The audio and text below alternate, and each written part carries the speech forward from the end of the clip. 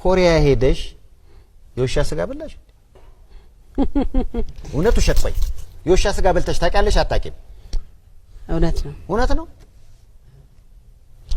እንግዲህ ይኸውልህ የውሻ ይሁን የምን አላወቅንም። እሺ ቀረበ ከ40 ሀገር ጋራ ለመውጣት ውድድር ነበረ። ከ40 ሀገር ኢትዮጵያ አንደኛ ወጣች በውድድሩ ማለት ነው። ለዛ ለሚያሸንፈው ሰው በጣም ቆንጆ ነገር ወንዝ ዳር መቼም ሀገራቸው የእውነት ስዕል ነው የሚመስለው።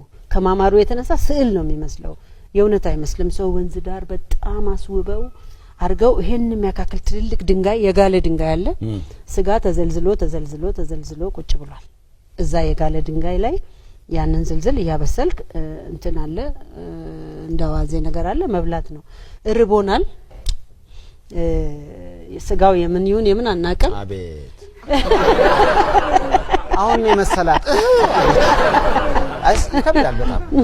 ከዛ የሚገርም ነገር ግን ስንበላው አላወቅ ነው። ይጣፍጣል። በላ ነው ያው ጥብስ ነው ብለን በላ ነው። ትንሽ እንትን ይመስላል፣ ነጭ ነው፣ ልክ የዶሮ ስጋ ነገር ይመስላል። በላ ነው። በማግስቱ ነው ያወቅ ነው። እንግዲህ ተዋህዶን ምን ብሎን ማለት ነው። ሌላ ጋራ ስንሄድ ገባኝ እኔ ጋይዱ ወደዛ እየመጣ ሲል ወሬውን የኛ ሀገር ሰው እኮ ኮሪያ ሄዶ ጫማ ሁሉ በልቷል ችግር የለም ምናምን ስለው የትላንቱ ስጋ እንዴት ነበር አለኝ። በጣም ይጣፍጥ ነበር ስል እሱ ለምሳሌ ውሻ ነው አለ።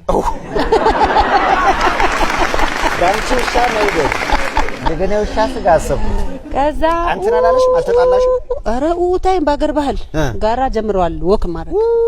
ተመለሱ ተመለሱ እንዳትሄዱ ምናምን ምንድነው ሲመለሱ ያው ትላንት የበላነው ውሻ ነው ሁሉም ሳዛው